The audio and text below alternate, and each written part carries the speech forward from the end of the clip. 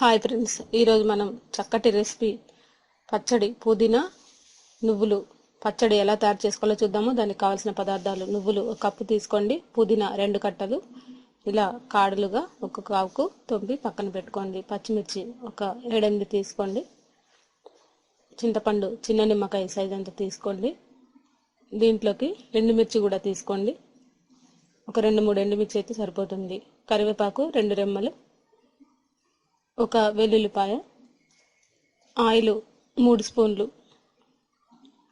జీలకర్ర 1 స్పూను, ఉప్పు మన టేస్ట్కి తగ్గట్టు.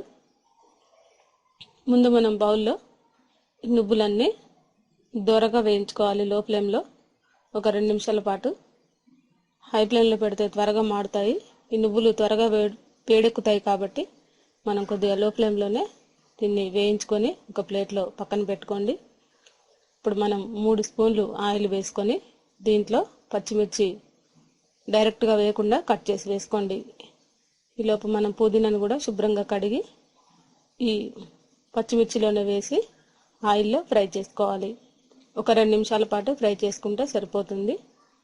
మరి మాడకుండా దోరగా వేయించుకోండి. హై ఫ్లేమ్లో పెట్టకుండా లో ఫ్లేమ్లోనే వేయించుకుంటే ఈ పచ్చిమిర్చి పుదీనా మాడకుండా చక్కగా వేగుతాయి. దీంట్లోనే జీలకర్ర కూడా వేసుకోండి. ఈలోపు మనం ముందుగా నువ్వుల్ని మిక్సీ పట్టుకోవాలి. మళ్ళీ ఈ పచ్చిమిర్చి పుదీనా వెల్లుల్లిపాయలు చింతపండు దీంట్లోనే, అలాగే మన టేస్ట్కి తగ్గట్టు ఉప్పు కూడా వేసుకోండి. ఇప్పుడు నువ్వుల్ని ఇలా పౌడర్గా చేసి పక్కన పెట్టుకోండి ముందుగా.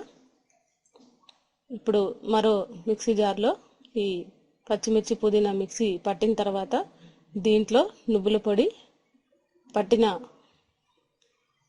తర్వాత దీంట్లో వాటర్ కూడా వేసుకుంటే ఇలా మనకి నువ్వులు పుదీనా పచ్చడి రెడీ అవుతుంది.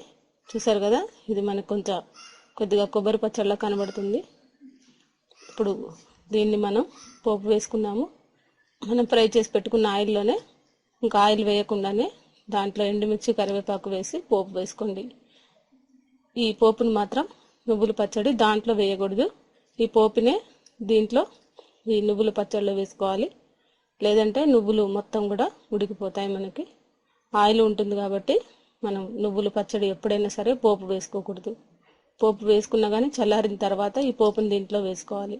ఇప్పుడు మనకి ఇది నువ్వులు పుదీనా పచ్చడి రెడీ అయిపోయింది. ఇది రైస్లోకి, ఇడ్లీలోకి కానీ దోశలోకి చాలా టేస్ట్గా ఉంటుంది. ఈ రెసిపీ మీకు నచ్చినట్లయితే లైక్ చేయగలరు. ఈ రెసిపీని మీరు కూడా ట్రై చేసి చూడండి.